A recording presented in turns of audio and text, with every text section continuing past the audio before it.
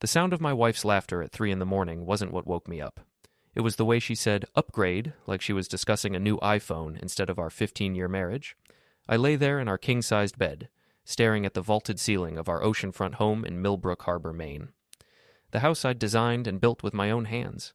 The house Maggie loved to show off to her real estate clients, pointing out the custom millwork and panoramic windows like she'd personally hammered every nail. Through the crack in our bedroom door, I could see her silhouette in the living room, laptop open, wine glass in hand. The blue glow illuminated her face as she video chatted with someone who definitely wasn't a client at this hour. "He's just a starter pack husband," came a male voice through her speakers. "I'm the upgrade." Before we dive deeper into this story, I have one small request. Please subscribe, drop a like, comment, and hit that hype button to boost this channel so more people can discover these incredible Reddit stories. More laughter. Female voices joining in. I recognize Sloane's distinctive cackle, Maggie's best friend and partner in social climbing. Then Caleb's nasal wheeze. The whole gang was there, apparently, having a grand time discussing my obsolescence. "The poor thing still thinks I married him for love," Maggie said, taking a sip of what I knew was my expensive Bordeaux. "Ethan's so sweet. He actually believes his little construction business impresses people." My jaw clenched. Little construction business. I'd built half the luxury developments in coastal Maine, including the one where Victor Lang, that voice on the speaker, had his penthouse office. "When are you going to tell him?" Sloane asked. "Soon," Maggie replied. "Victor's been very patient, but we can't keep sneaking around forever. Besides, Ethan's served his purpose. The house is in both our names now, and I've got my real estate license. I don't need a contractor anymore. I need a millionaire." I slipped out of bed, bare feet silent on the hardwood floors I'd installed myself. Through the window, I could see old Ms. Dorsey across the street, her living room light still on. That woman never slept, and her binoculars were always handy. She'd probably seen more of my marriage falling apart than I had. "The best part," Victor's voice continued, "is that he has no idea. Guy's been financing his own replacement, every renovation, every upgrade to that house. It's all been making Maggie more attractive to her next husband, me." The chorus of laughter that followed felt like ice picks in my chest. I'd met Maggie 15 years ago when she was a struggling administrative assistant at a law firm. I was 31, she was 27, and I thought I'd found my forever. She was beautiful, ambitious, and seemed to genuinely admire my work ethic. We built our life together, literally. I designed our dream home, and she decorated it with furniture that cost more than most people's cars. But apparently, I'd been building a showcase for my replacement. I retreated to my home office, closing the door softly behind me. My laptop hummed to life, and I opened my investment portfolio. $94 million. Not bad for a little construction business. I'd been smart with money, investing in tech stocks early, buying and flipping properties, building a nest egg that would let us retire comfortably, or rather, that would let Maggie and Victor live comfortably while I got whatever scraps the divorce lawyers left me. Not anymore. I picked up my phone and called my broker. Marcus answered on the second ring. The benefit of paying premium fees was 24/7 service.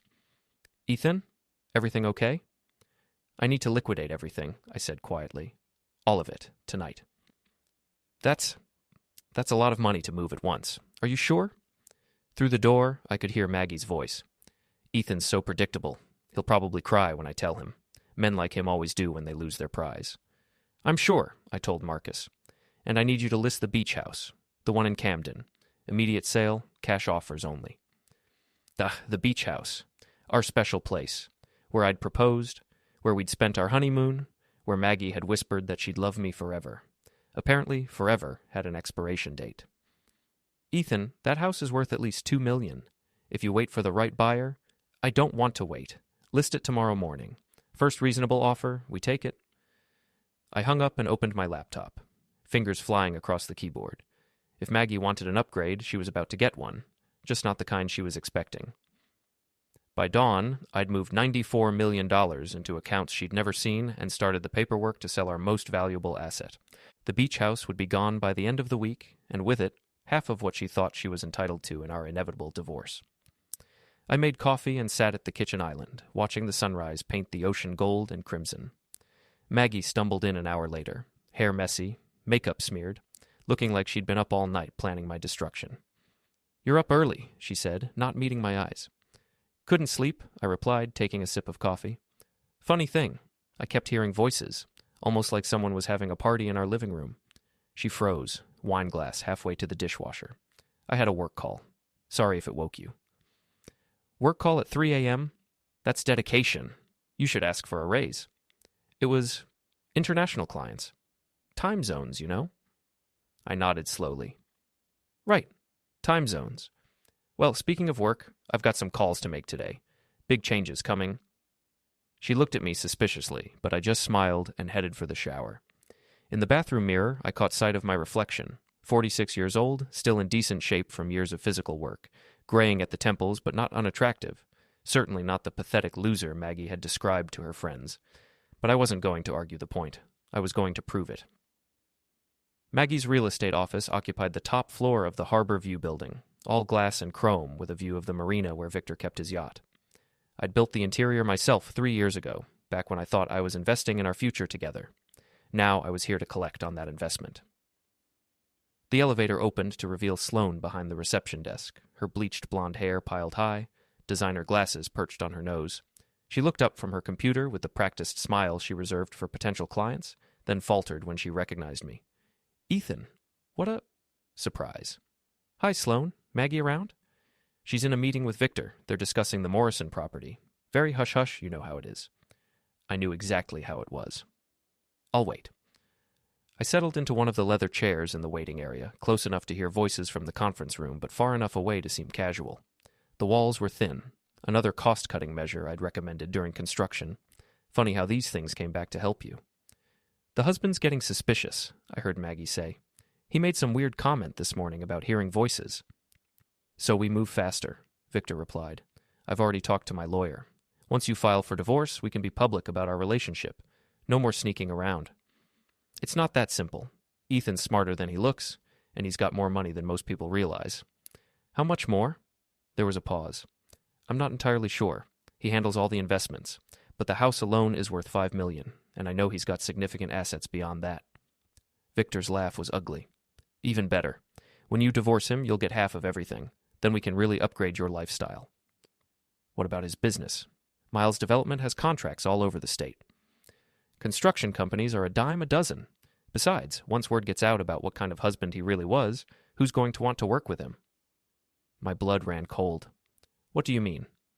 Come on, Maggie. You've been married to the guy for 15 years. You must have some dirt, affairs, drinking, gambling, abuse, something we can use to make sure you get more than half. Ethan's not like that. He's actually annoyingly faithful and responsible. Then we'll have to be creative. A few photos of bruises, some testimony from friends about his temper, maybe some financial irregularities in his business accounts. I'd heard enough. I stood up and walked toward the conference room, not bothering to knock. The door swung open to reveal Maggie and Victor sitting very close together at the polished table, his hand resting on her thigh. They sprang apart like teenagers caught necking. Ethan! Maggie's face went white. What are you doing here? Thought I'd take my wife to lunch, I said calmly. But I can see you're busy planning my character assassination. Victor stood up, all 6 feet of entitled arrogance. He was handsome in that artificial way that money could buy. Perfect teeth, perfect hair, perfect tan from his monthly trips to the Bahamas. Everything about him screamed expensive, from his Italian shoes to his Swiss watch. I think there's been a misunderstanding, he said smoothly. No misunderstanding, I replied. I heard everything, the divorce plans, the false accusations, the creative financial irregularities. Very thorough. Maggie found her voice. It's not what you think. It's exactly what I think. You want an upgrade? Congratulations. You just got one. I pulled out my phone and showed them the screen. Beach house sold this morning. Cash deal, closed in 3 hours. $1.8 million, well below market value. But hey, when you want out fast, you take what you can get. Maggie's jaw dropped. You can't sell the beach house. That's my house, I corrected. Bought before we were married, never added your name to the deed. My lawyer was very specific about that when we got married. You insisted we didn't need a prenup because you trusted me completely. Victor stepped forward, trying to intimidate me with his height. You can't just... I can do whatever I want with my property. Just like you can do whatever you want with my wife. But here's the thing, Victor. When you take someone else's leftovers, you never know what you're really getting. I turned to leave, then paused at the door. Oh, and Victor? You might want to check your yacht. I heard there was some vandalism at the marina last night. Something about a smell that won't come out. The look of horror on his face was worth every minute Ricky and I had spent stuffing shrimp into his air conditioning vents. I walked out of the office with my head high, ignoring Sloane's wide-eyed stare and the whispered conversations that erupted behind me. By the time I reached the parking garage, my phone was buzzing with angry texts from Maggie. But I had bigger plans than text arguments. I drove to Ricky's bar on the other side of town, where the drinks were cheap and the customers minded their own business. Ricky O'Sullivan had been my best friend since high school, back when we were both just working-class kids with big dreams and bigger chips on our shoulders. He looked up from cleaning glasses as I walked in. "You look like hell." "Feel worse. Pour me something strong." He set a whiskey in front of me and leaned against the bar. "This about Maggie?" "You could say that. Turns out my wife's been shopping for my replacement. Found one too." "Victor Lang?" I looked at him sharply.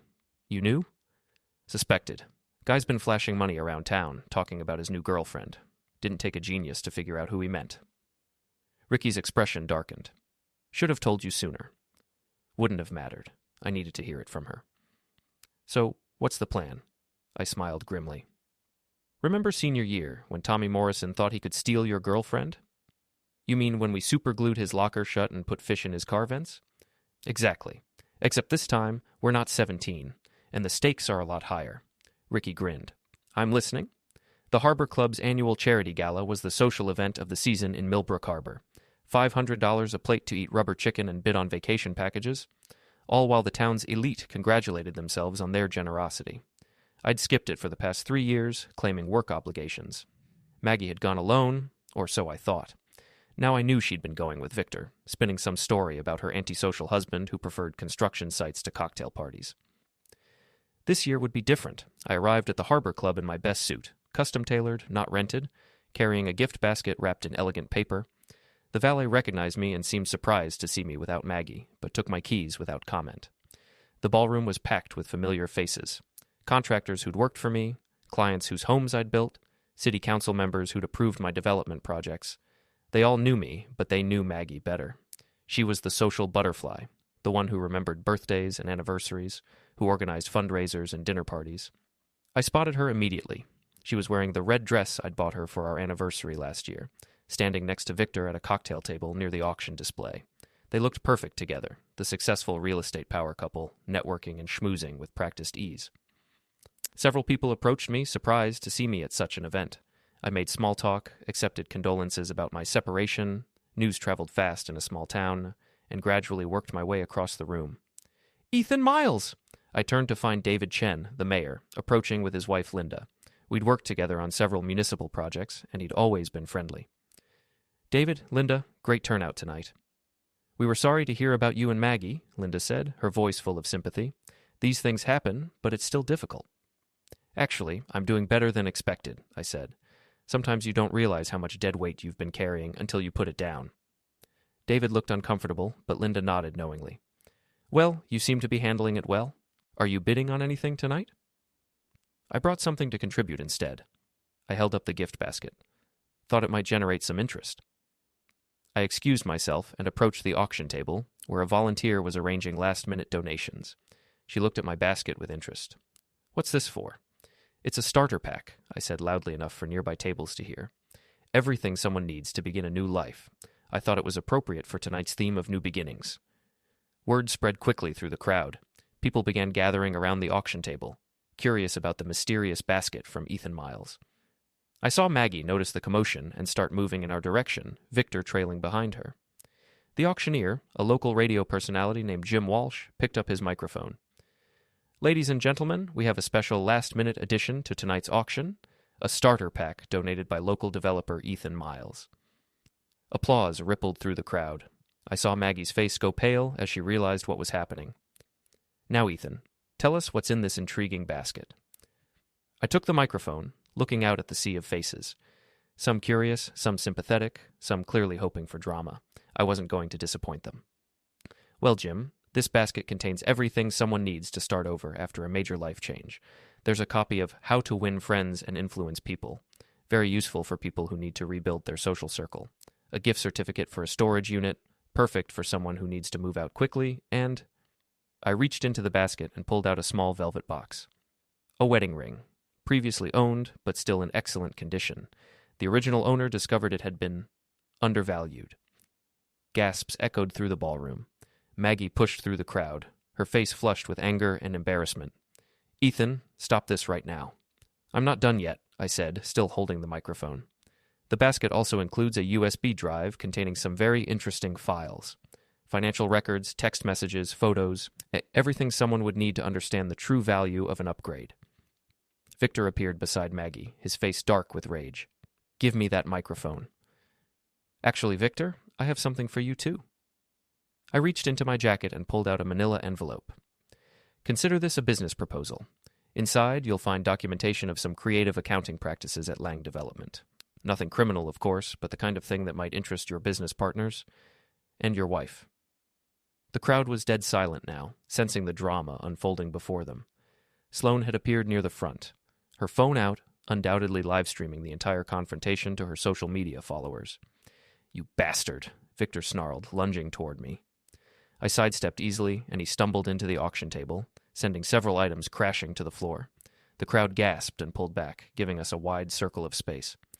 Careful, Victor. You wouldn't want to damage someone else's property. You've already done enough of that. Security guards were moving in now, but I held up my hand. It's okay. I'm leaving. But first, I turned back to the microphone. I want to thank everyone for coming tonight. Your generous donations will help many people start new lives. And remember, when someone shows you who they really are, believe them the first time. I set the microphone down and walked toward the exit, leaving the gift basket on the auction table. Behind me, I could hear Maggie's voice rising in panic as she tried to explain to the crowd, and Victor shouting threats that would only make him look worse. My phone started buzzing before I reached the parking garage. Text messages, voicemails, social media notifications. By tomorrow morning, everyone in town would know the story of Ethan Miles and his very public divorce announcement, but I wasn't done yet. The real revenge was just beginning. 3 days after the gala, I was having breakfast at Ricky's bar when my former friends walked in. Tom Bradley, Mike Santos, and Jeff Morrison, guys I'd known for 20 years, guys whose homes I'd built, whose kids had played with the children Maggie and I never had. Their faces were grim as they approached my table. We need to talk, Tom said. I gestured to the empty chairs. Have a seat. Coffee? This isn't a social call, Mike said, remaining standing. We heard about what you did at the gala. That was way out of line, Ethan. Was it? I thought I was just donating to charity. You humiliated your wife in front of the entire town, Jeff added. Whatever problems you two are having, you handle them in private. I set down my coffee cup and looked at them. Really looked at them. Tom, whose kitchen renovation I'd done at cost because he was going through a rough patch. Mike, whose deck I'd rebuilt for free after a storm. Jeff, whose basement I'd waterproofed without charging for materials. Let me ask you something, I said. How long have you known about Maggie and Victor? The three men exchanged glances. Tom cleared his throat. We suspected something, but you suspected? For how long? Maybe 6 months, Mike admitted reluctantly. 6 months, and none of you thought to mention it to me. It wasn't our business, Jeff said defensively. Marriage problems are between husband and wife. But public humiliation is everyone's business? What you did was cruel, Tom said. Maggie's a good woman who made a mistake. She doesn't deserve to be destroyed over it. I stood up slowly, feeling something cold and hard settle in my chest. A good woman, who's been planning to frame me for abuse to get a bigger divorce settlement, who's been laughing with her friends about what a pathetic starter husband I am, who's been stealing from our joint accounts to fund her new lifestyle. You don't know that, Mike said, but his voice lacked conviction. I know exactly that. I have recordings, bank statements, text messages. Your good woman was planning to destroy my reputation, my business, and my financial future, but somehow I'm the villain for fighting back. The silence stretched between us. Finally, Jeff spoke up. Look, Ethan, we're sorry about what happened to your marriage, but the way you're handling this, it's not right. You're better than this. Am I? Because for the past 6 months, while my wife was cheating on me and planning my destruction, you three knew about it and said nothing. What does that make you? Oh, it makes us friends who didn't want to hurt you, Tom said angrily. No, it makes you cowards who were more concerned about avoiding awkward conversations than protecting someone you claim to care about. The words hung in the air like a challenge. Mike stepped forward, his face flushed. You want to call us cowards? Fine, but at least we're not pathetic enough to air our dirty laundry in public like some kind of reality TV show. Pathetic? I repeated quietly. You think I'm pathetic? "We think you're having a breakdown," Jeff said. "And instead of getting help, you're lashing out at everyone around you. First Maggie, then Victor, now us." "You're damn right I'm lashing out. Because I spent 20 years building relationships with people I thought were my friends, only to discover that when the chips were down, you'd rather protect my cheating wife than tell me the truth." "We were trying to protect you," Tom shouted. "We thought it would blow over, that she'd come to her senses. By letting me continue to be humiliated behind my back? By watching me invest in a future that didn't exist?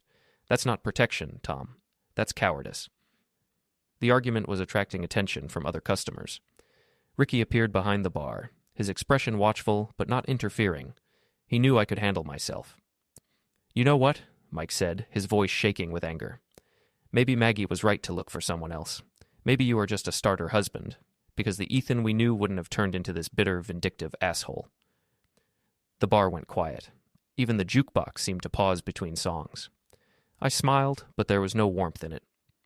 "The Ethan you knew was a fool who trusted the wrong people, but you're right about one thing, he's gone. And the man who replaced him doesn't forgive or forget." "Is that a threat?" Jeff demanded. "It's a promise. You three made your choice when you decided to protect Maggie instead of me. Now you get to live with the consequences." I threw a 20 on the table and headed for the door. Behind me, I heard Tom call out, "This isn't over, Ethan." I turned back, my hand on the door handle. "You're absolutely right. It's not." But I wasn't talking about our friendship. That was already dead and buried. I was talking about my revenge. 2 weeks later, I was sitting in my lawyer's office, reviewing the final divorce papers. Moira Kellerman was the best family attorney in Maine, a sharp-eyed woman in her 50s who'd built her reputation destroying cheating spouses in court. "Your wife's attorney is pushing for a 50-50 split of all assets," she said, sliding the documents across her desk, "including the business." "What did you tell them?" "That they can push all they want. The prenup you had her sign is ironclad, and the evidence we've gathered makes it very difficult for her to claim spousal support." I'd forgotten about the prenup. It was a simple document I'd insisted on before our marriage, mostly to protect the business I'd built from nothing. Maggie had signed it without reading it carefully, trusting that our love would last forever. "What about the recordings?" "Inadmissible in court, but excellent leverage for negotiations. Her plan to make false abuse allegations is particularly damaging to her credibility." My phone buzzed with a text message, then another, and another. "Excuse me," I said, checking the screen. The messages were from numbers I didn't recognize, but the content was clear. Screenshots of social media posts, news articles, gossip forum discussions. The story of the Harbor Club Gala had gone viral, spreading far beyond our small town. "Problem?" Moira asked. "Depends on your perspective." I showed her the phone. One of the articles had the headline, "Maine Developer's Epic Divorce Revenge Goes Viral." Another read, "Starter Pack Husband Strikes Back." "This could complicate things," she said, frowning. "Public attention isn't always helpful in divorce proceedings." "Maybe not, but it's certainly helpful for business." My phone rang. The caller ID showed a number from Boston. "Ethan Miles."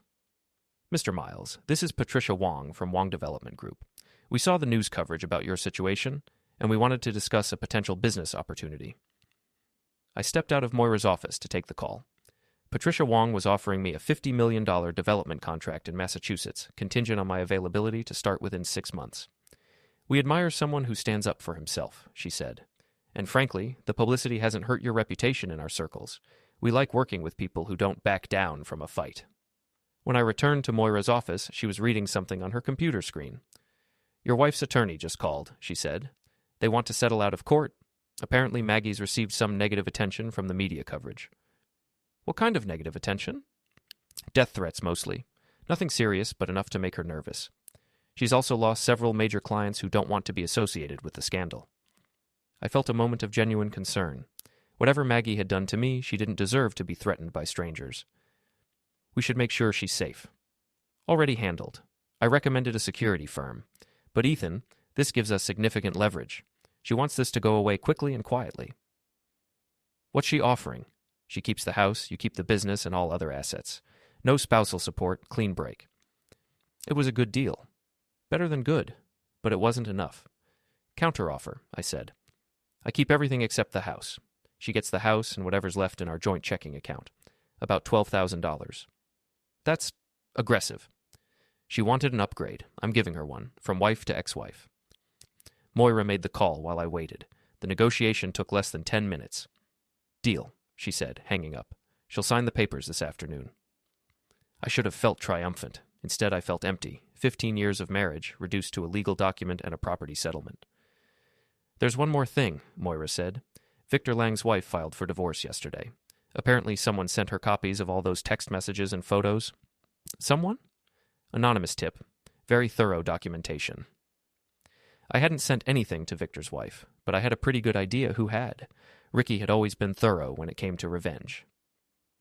"What about my former friends, Tom, Mike, and Jeff?" "What about them?" "They think this is over. They think I'm going to go back to being the same person I was before.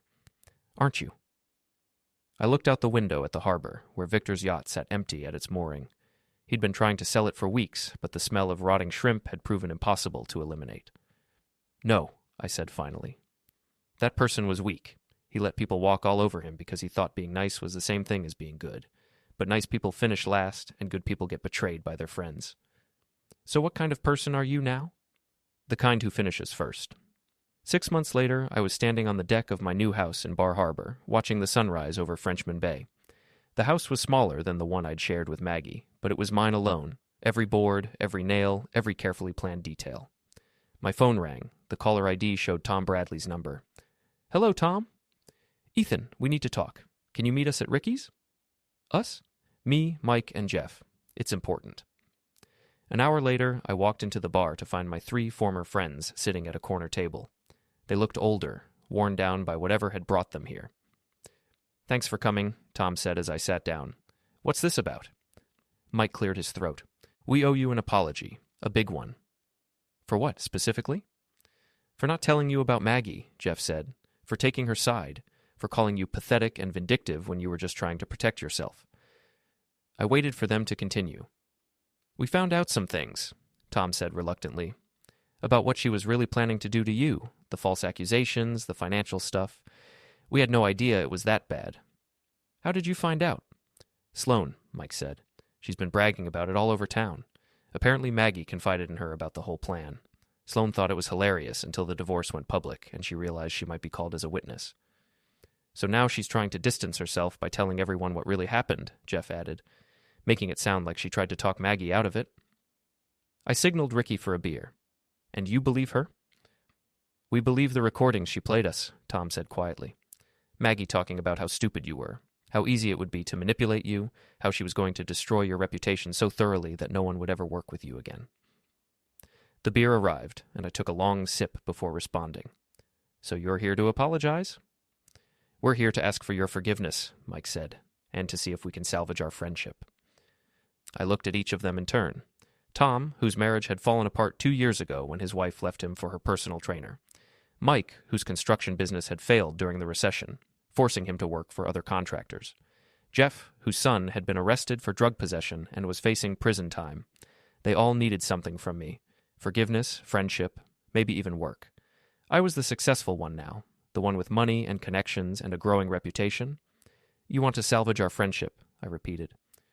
"We know we screwed up," Tom said. "We should have had your back from the beginning. We were cowards, just like you said. And now?" "Now we want to make it right." I finished my beer and set the glass down carefully. "Here's the thing about friendship," I said.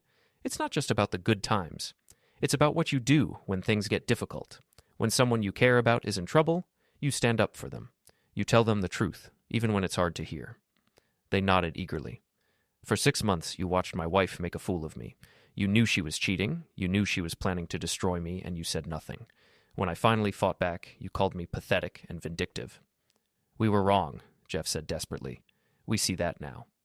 "You were wrong, but more than that, you were disloyal, and disloyalty is something I can't forgive." The silence stretched between us. Finally, Mike spoke up. "So that's it? 20 years of friendship, and you're just going to throw it away?" "I'm not throwing anything away. You already did that when you chose Maggie over me." I stood up and threw money on the table. "But here's what I will do. Tom, I know you're behind on your mortgage. There's a development project in Portland that needs a site supervisor. The pay is good, and it'll keep you busy for the next 2 years. Tom's eyes widened with hope. "Mike, I'm expanding into commercial construction. I need someone who understands the permitting process and can manage subcontractors. Interested?" Yes, Mike said quickly. Absolutely. Jeff, your son needs a good lawyer. I know someone who specializes in drug cases. She owes me a favor. Ethan, I don't know what to say. Don't say anything. Just understand that this isn't friendship. This is business. You need work. I need reliable people. But we're not friends anymore. We're not going to barbecues together or watching football games or sharing family holidays. I headed for the door, then paused. And if any of you ever betray me again, if you ever choose someone else over loyalty to me, I'll destroy you so completely that you'll wish you'd never been born. The threat hung in the air like smoke. I could see the fear in their eyes, mixed with gratitude and shame. Do we understand each other? 3 nods. Good. Tom, report to the Portland site Monday morning. Mike, come by my office tomorrow to discuss the commercial projects. Jeff, I'll have my lawyer call you about your son. I walked out of the bar into the bright Maine sunshine, feeling lighter than I had in months. Behind me, I could hear the 3 men talking in hushed, urgent voices, probably trying to process what had just happened. They'd wanted forgiveness and friendship. Instead, they'd gotten mercy and employment. It was more than they deserved, and exactly what they'd earned. My phone buzzed with a text message from an unknown number. Saw the news about your new development in Massachusetts. Congratulations. You deserve all the success in the world. Maggie. Still trying to maintain some connection, some relevance in my life. I deleted the message without responding and drove home to my new house, my new life, my new identity as someone who couldn't be betrayed twice. The old Ethan would have texted back, would have been polite and cordial, would have left the door open for reconciliation. But the old Ethan was dead, and the man who replaced him was much harder.